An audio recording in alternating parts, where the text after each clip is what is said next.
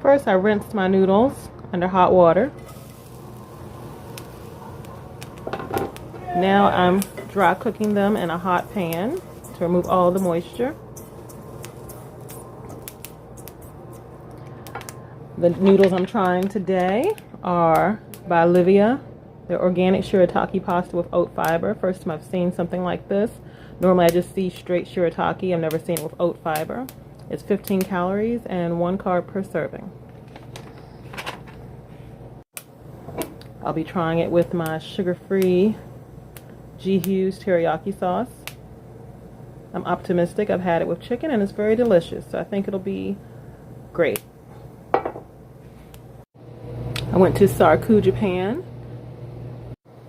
I ordered the shrimp and chicken with vegetables, no rice, no noodles, and no sauce.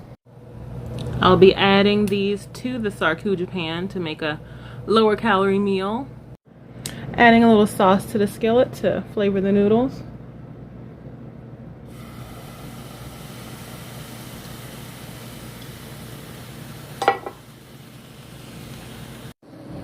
Adding the noodles to the meal.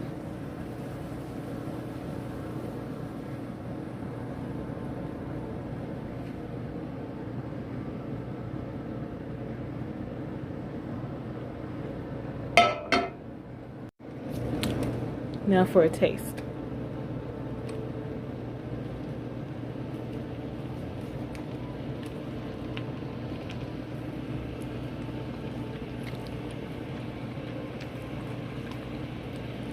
Wow, it was really good. Like, that dry frying made a huge difference. I've definitely had these noodles before where you follow the directions on the package and they tell you just to drain them, rinse them multiple times. New package directions even say to like boil them, which I don't see how that would help when you're basically adding water to a problem that's already to a product that's already too filled with water. It made no sense. But putting it in a dry hot pan and letting it saute on a low heat until the noodles, you can actually see them drain, like they're not going to be as plump and white as they were before. Add your favorite sauce, dump on your favorite protein or vegetables, or both in this case, and it's going to be amazing. So definitely give these a shot, and I can't wait to try the other shirataki noodles, the ones that don't have the oat fiber, and see if it's just as good.